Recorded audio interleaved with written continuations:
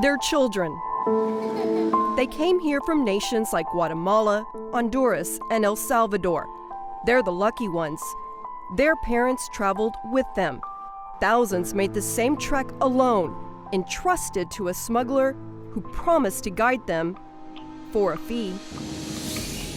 My name is Albert Spratt. I'm the Sergeant at Arms for Local 3307 of the National Border Patrol Council. I'm a Border Patrol agent as well in McAllen, Texas.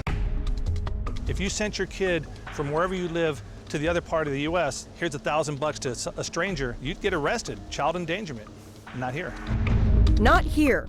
Not on this American soil, a mere 7-hour drive from Houston, also known as the hub for sex trafficking in the United States. It's a straight shot from the border to Houston. That's what our politicians and elected officials say every time they hold a news conference on human trafficking here. And they hold a lot of them. The top guys from DPS, the FBI, and the Department of Homeland Security all make time for those news conferences. They dress up in suits and talk about the problem in air-conditioned rooms. But when we decided to make the trip to the border to report on these children and their vulnerability to sex traffickers, DHS's Deputy Press Secretary didn't even acknowledge our written request to see the border. We went anyway. By we, I mean the Americans with Charlie LaDuff crew out of Detroit and me. This is what happened. You know they're running our plates.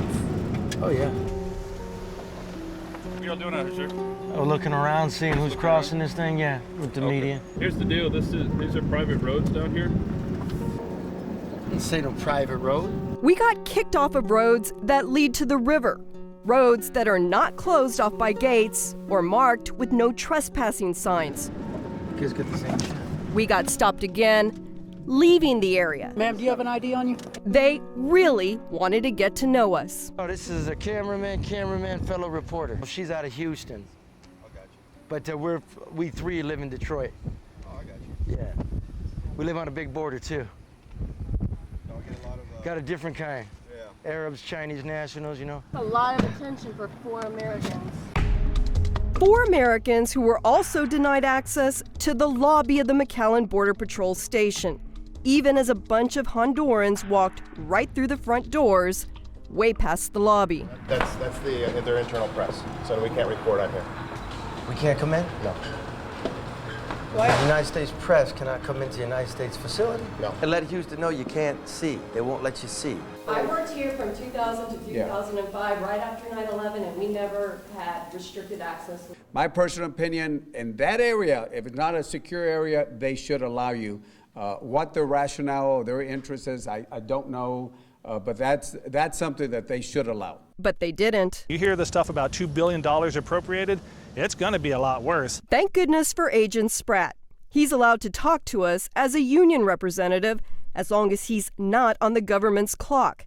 Speaking of transparency... It's like when you turn on the light and the cockroaches explode and they run away. It's the same thing. You turn on the lights and all of a sudden you get everything coming in, and they have to deal with it. They can't hide it. People don't realize how much money this is costing. And then there's the cost of human life, people for sale. While our government is spending billions of dollars on manpower, equipment, bus tickets, bad guys are making money. Lots of it. You said you're costing me money. And this is what happens when cameras are allowed near the border. Smugglers retreat. They don't like our cameras.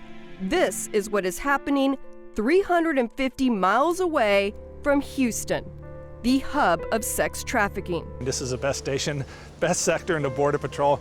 It's just right now we're having to do things we really shouldn't be doing.